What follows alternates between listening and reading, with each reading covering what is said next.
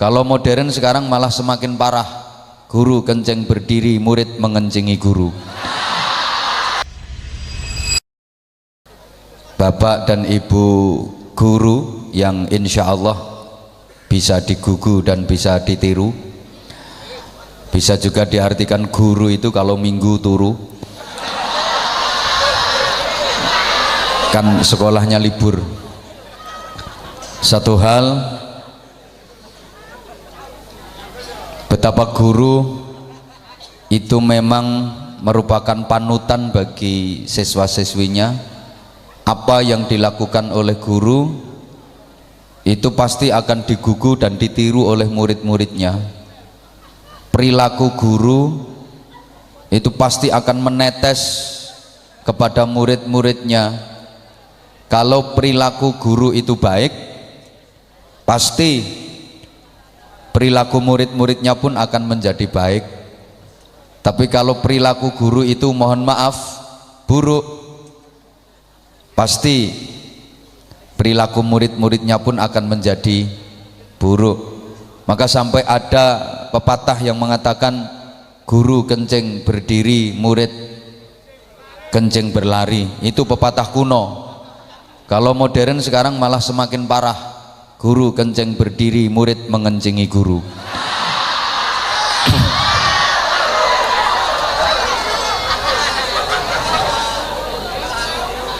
Guru adalah teladan bagi murid-muridnya. Betapa hari ini kita memperingati Maulid Nabi Agung Muhammad sallallahu alaihi wasallam yang berhasil mengislamkan dunia dalam waktu yang relatif singkat, kurang dari 23 tahun. Karena beliau pakai metode uswatun hasanah, keteladanan, bukan hanya sekedar mau'idhah hasanah, tapi lebih memprioritaskan uswatun hasanah oleh Ki Hajar Dewantara. Kemudian diekspresikan dalam 3 pilar pendidikan, ing ngarsa sung tulodo, ing madya mangun karso, dan tutwuri handayani. Mungkin yang anak-anak hafal cuman yang terakhir, tutwuri handayani, sing ngentut mburi sing ngarep diarani. Keteladanan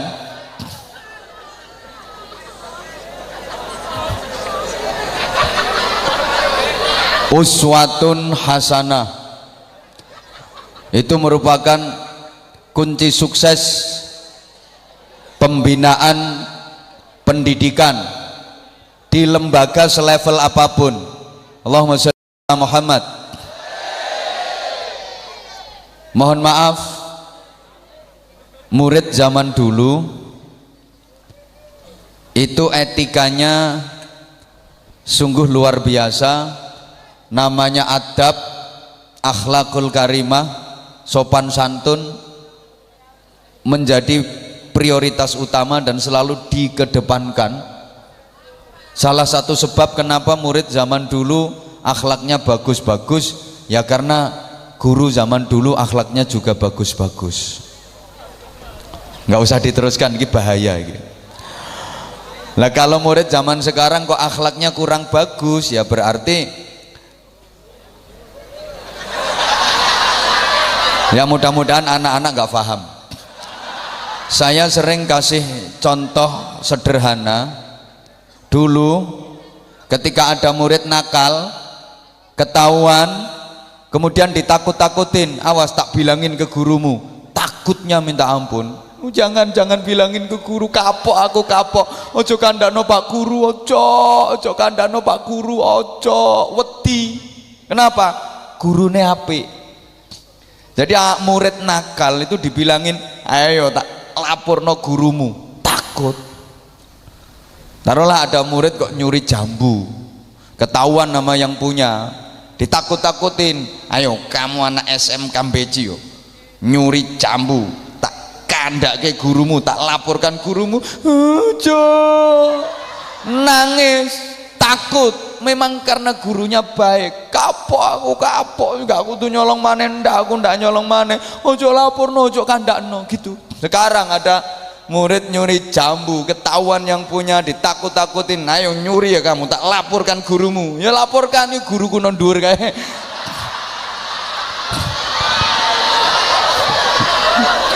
sing ngunduh ya guruku ya.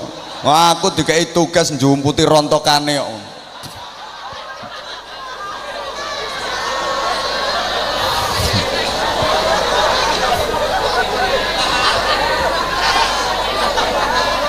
Mohon maaf, kalau kepingin sukses dan berhasil satu pendidikan, guru kudu iso digugu lan iso dituru, itu harus banyak ditiru kok dituru. Kuping rusak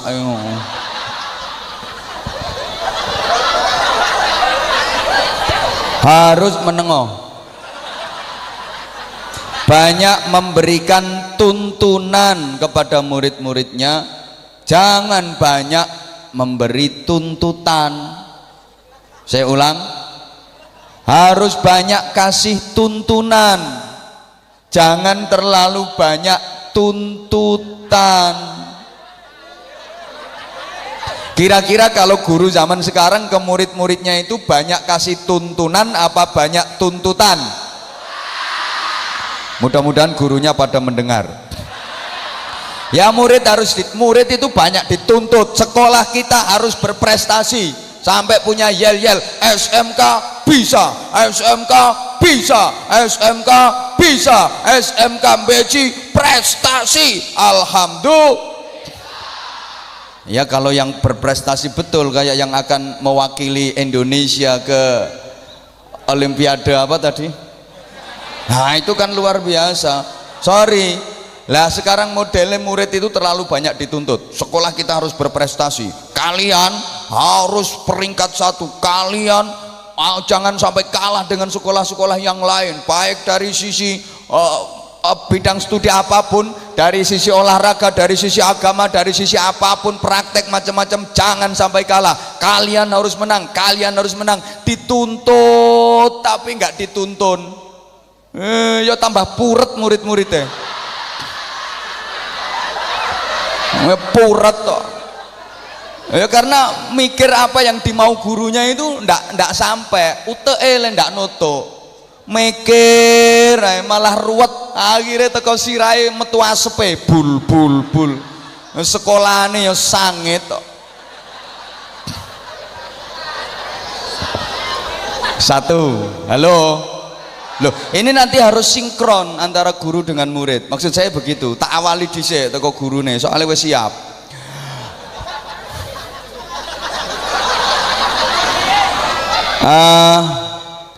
Pejabat pemerintah dalam semua tingkatannya yang berkesempatan hadir dari jajaran Muspika, Bapak Kapolsek atau yang mewakili, Bapak Dan Ramil atau yang mewakili, Bapak Lurah, para staf dan tokoh-tokoh masyarakat, kemudian sebagian dari wali murid, wali siswa-siswi yang saya hormati. Loh, ini masih pembukaan loh ini.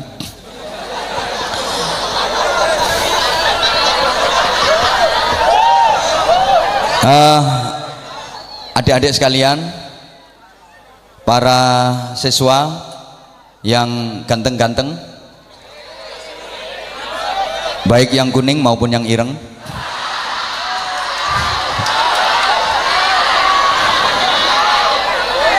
demikian pula para siswi yang ayu-ayu, baik yang kuru maupun yang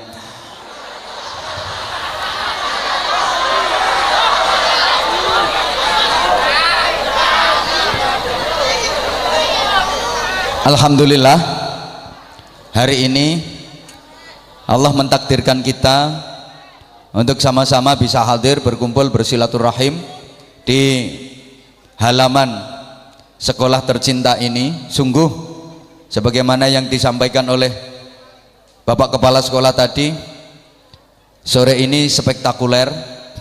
Begitu saya datang memasuki area sekolah ini, Sungguh ini adalah SMK yang beraroma pesantren. Ojo kesusu tepuk tangan sih.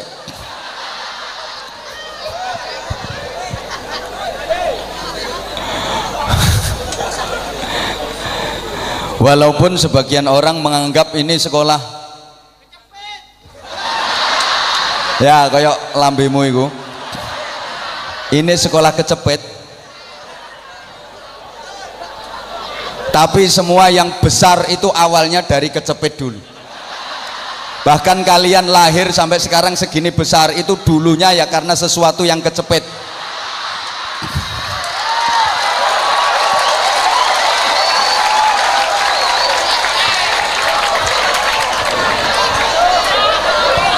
Sekolah kalian boleh kecepet. Bukankah Rasulullah Shallallahu Alaihi Wasallam pertama kali menerima wahyu dan itu sebagai tanda beliau diangkat jadi Rasul itu juga di tempat yang kecepet. Orang sekarang itu malah yang dicari itu yang kecepet-kecepet itu.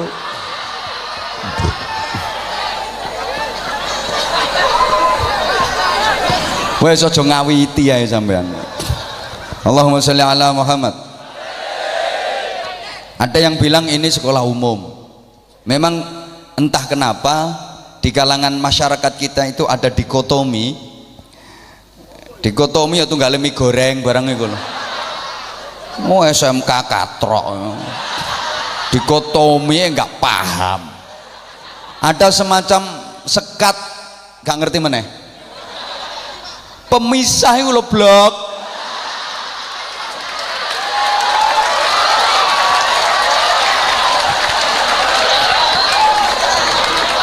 Ya sorry kalau saya bahasanya agak kasar. Tadi kepala dinas pendidikan kan udah nyampein bahasanya Pasuruan sama Gresik beda, sama Bojonegoro beda lagi, artinya podo kasare. Pasuruan halus pret embel yo bahasane yo podo kasare. Gresik nemen.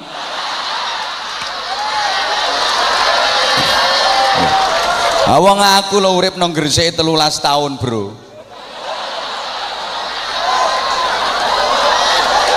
Saya di pesantren Gresik itu 13 tahun. Ngapal karakter wong Gresik.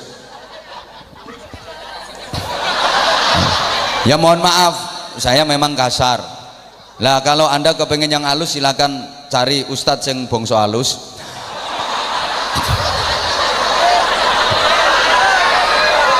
Gak masalah kasar, gak masalah, yang penting kan laris. Ini bang halus gak payu, ceramah halus yang teko mek wong 8, sing 6 ngantuk, sing 2 turu pisan. Ngono lho bro. Di kita itu ada semacam wis menengo lapo melu guyu. Tugasmu ini tili pentil nih loh. Gak ada melu-melu guyu. Ada ini diterus dilanjut apa enggak ini? Ya jangan umek sendiri-sendiri dong. Dengerin, ada semacam dikotomi, ada semacam pemisahan istilah sekolah umum, sekolah. Nah, kalau yang satu sekolah umum berarti satunya sekolah gak umum. Sampai ke ilmu juga begitu, ada ilmu umum, ada ilmu agama, katanya begitu. Lah kalau yang satu disebut ilmu umum berarti satunya ilmu yang gak umum. Padahal semua ilmu itu tergantung kepada manusianya. Belum tentu yang mempelajari fikih secara detail mulai babul toharoh, babul wudhu terus sampai muamalah, yang belajar fikih secara detail, kitab itu mulai Safinatun Najah, terus Fathul Qorib, Fathul Mu'in, Fathul Wahab, terus Fathul Sarung, Fathul Sewek barang itu terus dianggap agama. Belum tentu pula yang belajar matematika secara tekun, secara detail itu dianggap umum, tidak mengandung nilai agama. Yang enggak lah. Saya kurang mantap. Yang enggak lah.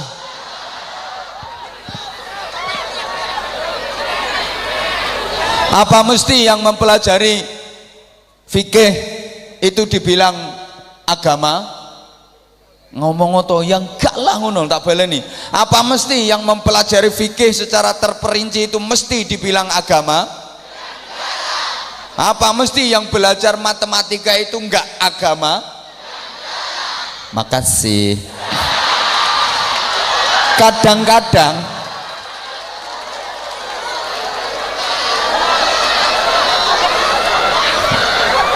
embo.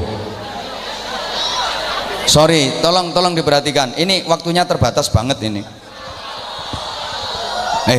Belum tentu loh yang belajar fikih secara rinci, secara detail itu agama. Karena ada yang ujian fikih, halo, ujian bidang studi atau mata pelajaran fikih itu dapat nilai 9, tapi sholat subuhnya juga jam 9. Niatnya ya usul li fardhu subhi rakaatain mustaqbilal qiblati kawanan lillahi taala. Ya kerinan lillahi taala. Memang dia ketika ujian bidang studi fikih dapat nilai 9, tapi sholat subuhnya juga jam 9. Adalah lebih baik ujian fikihnya dapat nilai 4,5, tapi sholat subuhnya juga jam 4,5. Itu jauh lebih baik daripada yang ujian fikih dapat nilai 9 tapi sholat subuhnya juga jam. Understand? Makasih. Ya terutama ibu-ibu, mbak-mbak harus semangat dong bilang yes-nya. Saya ulang, understand? Nah kenapa ketika saya understand sampean harus yes? Karena under itu artinya di bawah, stand itu berdiri. Jadi kalau yang di bawah udah berdiri harus yes gitu. Lah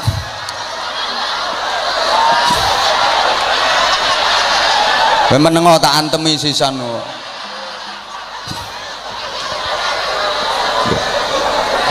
Iki mesti konotasi pikiranmu beda ya mesti. Kalau yang di bawah, yang dulu di bawah, prestasinya di bawah, peringkatnya di bawah, dulu prestasinya rendah di bawah. Nah, kalau sudah berdiri, sudah naik, lah berarti kan itu prestasi yang betul-betul yes, ngono lho bro. Cilik pikirannya ngeres. Gini, embo. Jadi sekali lagi belum tentu yang mempelajari fikih itu terus agama, terus agamis. Dan jangan dibilang kalau belajar matematika itu nggak ada nilai agamisnya. Agama itu juga memerlukan matematika. Tanpa matematika ibadah nggak sah. Sholat itu ada matematikanya. Ayo coba misalnya sholat zuhur 7 rakaat. Usolli fardhu dzuhri sab'ata rakaatin. Sah apa enggak? Ya karena matematikanya salah. Harusnya 4 kok 7. Loh, agama ini matematis, jangan dibilang enggak matematis. Sholat maghrib secara matematika harus 3 rakaatnya. Saking semangatnya ditambahi jadi 8 rakaat. Ya tetap salah. Zakat harus matematis. Ya kalau zakatnya emas 2,5%, matematis. Nanti zakat zuru ada yang 5%, ada yang 10%, matematis. Ya Allah ya Karim, semuanya itu ada hitungannya. Ceramah ki ono hitungane bro. Matematikane kudu mateng.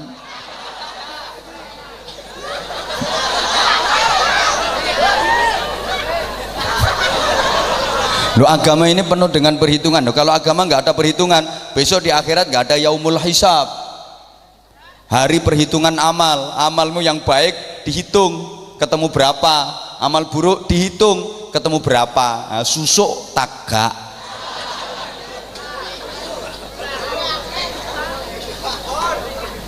Maka saya secara pribadi dan tokoh-tokoh yang di panggung ini berharap Dengan pendidikan yang diterapkan di SMK 1 Beji ini, kalian betul-betul menjadi generasi yang pelopor, bukan yang pengekor, yang perintis bukan pewaris, yang pengais bukan pengemis, yang penggerak bukan penggertak, yang punya karakter bukan yang karaten, yang terpelajar bukan yang kurang ajar, yang beradab bukan yang biadab, yang luar biasa bukan yang biasa di luar, yang ahli zikir bukan yang suka kentir, yang ahli Quran bukan yang ahli gendaan.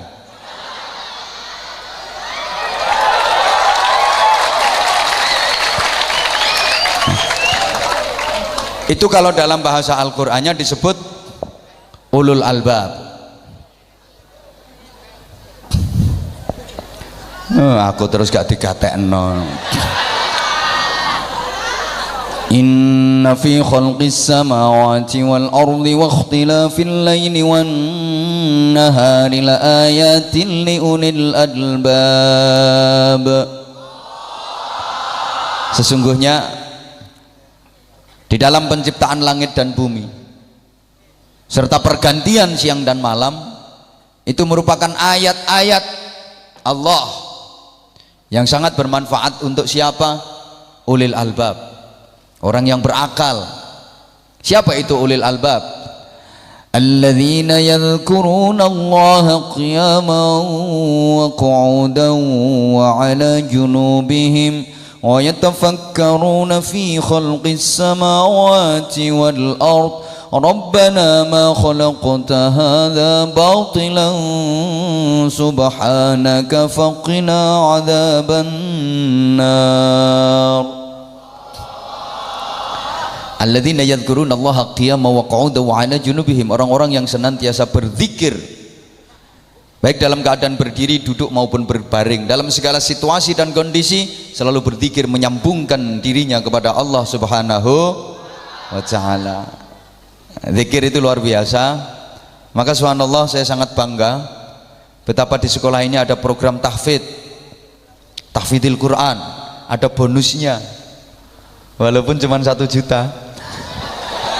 Ya, itu artinya kan pukulan telak untuk kepala dinas pendidikan. Kalau kepala sekolah aja berani 1 juta, lah kepala dinas pendidikan wani piro.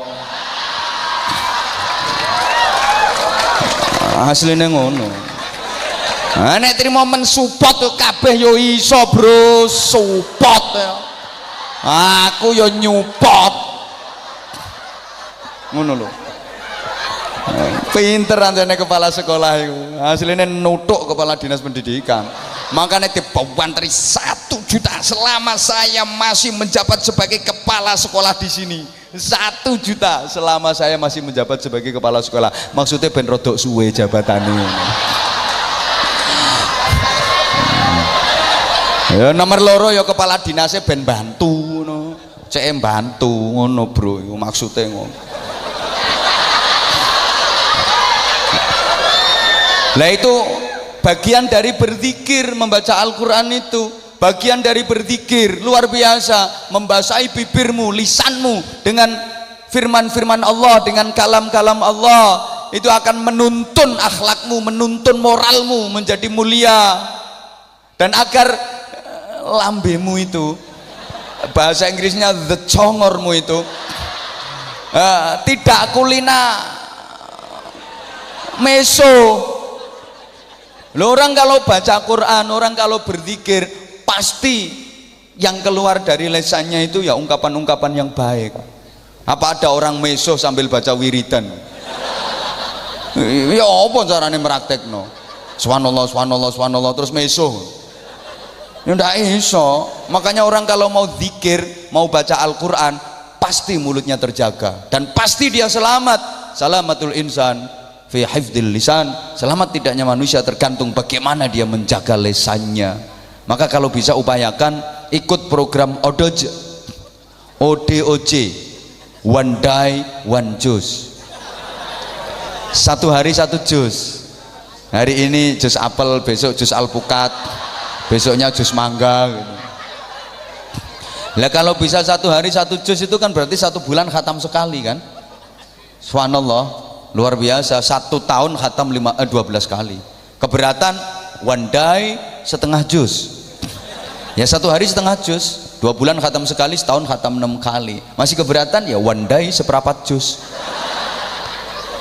Setahun bisa khatam 3 kali. Masih keberatan one day one lempir. Ya 1 hari 1 lempir. Masih keberatan one day one rai.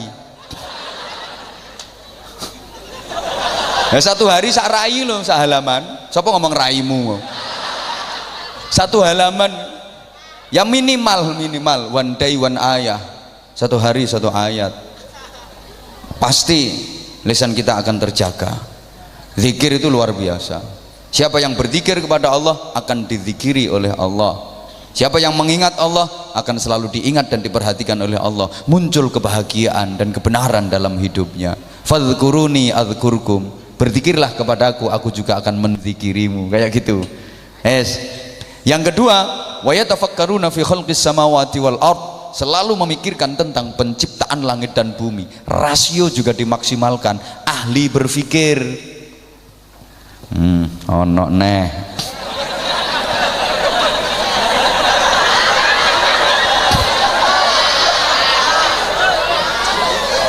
Rabbana ma khalaqta hadza batilan subhanaka faqina adzabannar. Ini berdoa dan berikhtiar. Ulil albab itu komplit, mempunyai rungokke. Ulil albab itu komplit, punya IQ, EQ dan SQ. Intellectual quotient, emotional quotient dan spiritual quotient. Gak asik blas ngono kok tepuk tangan. Yuk cie ngono lho biar semangat. Saya ulang, komplit mempunyai 3 hal ini secara terpadu. IQ, EQ dan SQ. Intellectual quotient, emotional quotient and spiritual quotient. Makasih. Ya gendeng kabeh suwe-suwe. Mesti kepala dinas pendidikan gak nyongko nek aku iso ngene iki.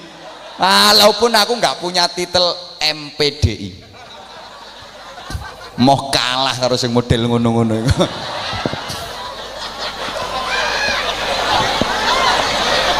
Dipikir aku nggak bisa apa? Ya sorry lah ya.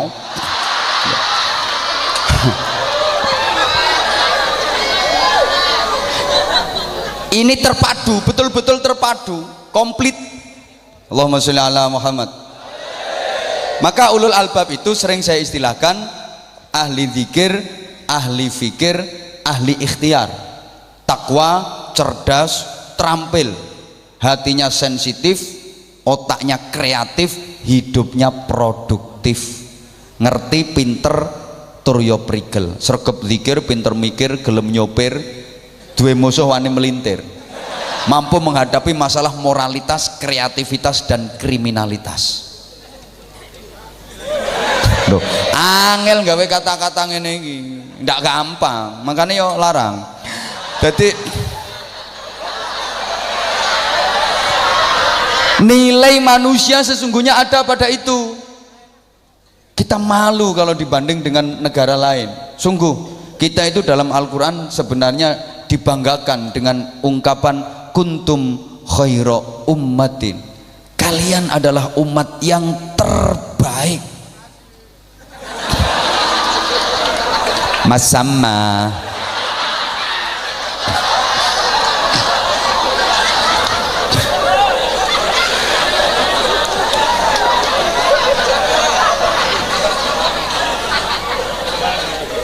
Siapa yang dimaksud yang terbaik? Ya negara yang mayoritas penduduknya beragama Islam. Itu harus menjadi umat yang terbaik. Allahumma sholli ala Muhammad. Negara sedunia prosentase jumlah penduduk muslim terbesar Indonesia. Di Arab Saudi itu kalah sama Indonesia, prosentase jumlah penduduk muslimnya number 1 Indonesia. Kok cie-cie. Makanya untuk kuota haji tiap tahun paling banyak juga dari Indonesia. Harusnya Indonesia menjadi khaira ummatin, umat yang terbaik. Sekarang Sudahkah kita seperti itu? Mohon maaf ya, teknologi harus diakui kita kalah. Kalau ada Honda itu mesti Jepang. Yamaha yang ditumpaki Valentino Rossi Jepang. Hoi, Kawasaki, Suzuki Jepang, BMW Eropa. Nah, kalau HP Samsung Korea. Coba Oppo, coba semua dari sana. Nah, coba. Tapi kalau soto Lamongan, sate Madura, wingko Babat, pudak Gresik, jenang Kudus, pempek Palembang, tahu Kediri, gudeg Jogja. Jadi ummatan badokan lillahi ta'ala.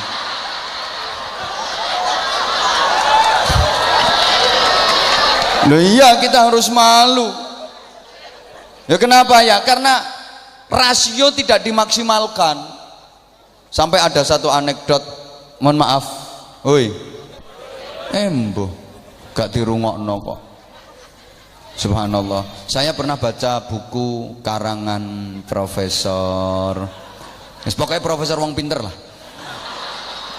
Ya gak pinter ya gak jadi profesor. Masa ono Profesor Oon ini nggak ono. Kalau nggak pinter nggak mungkin jadi profesor. Profesor wong pinter lah. Aku lupa namanya. Nah, aku itu kalau udah terlanjur lupa biasanya terus nggak inget. Ini begini, Master IQ, rungokne, Indonesia ku levelnya sangat rendah. Coba, tertinggi itu Israel, ini kan negaranya kobong, syukur. Semoga-moga nang ludes entek. Ben, ini dikirim bola api karo Gusti Allah. Gayane mau meluaskan wilayah, gayane bakar untuk meluaskan wilayah, kebablasan, syukur. Ben, lo Israel itu setiap 1 juta penduduk 13.000-nya itu doktor S2, sama ini sudah S2, SD, SMP 3 SMK S3. Jepang itu setiap 1 juta penduduk doktornya sekitar 7.000-an. Amerika 6.500 doktor dari setiap 1 juta penduduk. India 3.500. Padahal India ini hobinya mau nyanyi tok. Nah iya, terus mulai dulu, mulai Hema Malini sampai Karisma Kapoor, mulai Amitabh Bachchan sampai Shahrukan sampai Sarungan, sampai Syahir Sheikh, itu ya nyanyi, hobinya nyanyi. Apa yang nyanyi? Mangan nyanyi, ya, mancing nyanyi, adus nyanyi, ngesingi karo nyanyi, jotosane karo nyanyi. India kan tumpai wae lumai wae bojone dhewe kucek-kucek gotange nyanyi tok hobine. Tapi ternyata dari setiap 1 juta penduduk 3.500 itu dokter. Lah Indonesia ini 1 juta penduduk dokternya cuma 64. Tapi walaupun begitu ada yang bisa kita banggakan. Oke, kita memang miskin dokter, boleh dilecehkan oleh negara-negara lain, direndahkan oleh negara-negara lain. Katanya kalau urusan teknologi, urusan pendidikan kita hanya bangga kalau disandingkan dengan Myanmar, dengan Kamboja, kita top. Tapi kalau dengan negara-negara berkembang dan negara maju, kita nggak ada apa-apanya. Oke, kita boleh direndahkan urusan itu, tapi kita punya kebanggaan yang tidak dimiliki oleh negara manapun di dunia ini, termasuk Jepang, termasuk Amerika. Yang punya paling banyak adalah Indonesia. Apa itu? Dukun.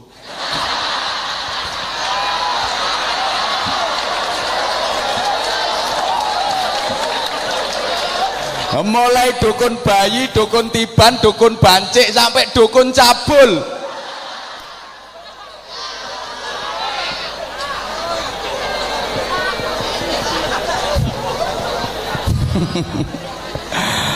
Allah, sampai ono anekdot ngono kok lho, Bro. coba ada konferensi teknologi tingkat dunia ya, masing-masing negara membanggakan teknologi di negaranya. Amerika unjuk bicara, wah negara saya, Amerika yang sekarang presiden terpilihnya Donald Trump itu sangat rasis dan anti Islam. Tapi sajane padha wae di presideni sapa wis ngono iku, Amerika wis ngono iku. Padha wae asline, padha wae. Situe sing menang iku ya sing gawe ISIS. Donald Trump yang anti Islam ya asline ya padha wae, cuma terang-terangan karo samar ngono ae lho. Nang Indonesia iki asline ya ora. Andaikan itu orang-orang ngerti, orang-orang yang ngerti itu banyak pada ketawa itu permainan seperti itu. Orang-orang yang pinter itu pada ketawa. Untungnya yang pinter nggak begitu banyak. Termasuk yang ketawa hari ini kan nggak pinter aslinya. Tadi, mohon maaf, woi, Amerika itu gini, wah negara saya luar biasa, konstruksi bangunan top, bisa bikin bangunan pencakar langit tingkat 1000. Negara-negara lain nggak percaya, masa nggak percaya bangunan sampai tingkat 1000 kayak apa? Berkilah di Amerika, ya nggak tingkat 1000, ya nggak 1000 ke bawah sedikit lah, 700-800. Jepang sekarang, wah kalau negara saya yang maju itu teknologi, negara saya bisa bikin pesawat ulang alik itu dalam 1 detik bisa berputar 10 kali. Liane nggak percaya, wow boy, yang enggak lah, masa 1 detik kok berputar 10 kali. Kata Jepang, ya enggak 10, ya ke bawah sedikit lah, 6-7 kali.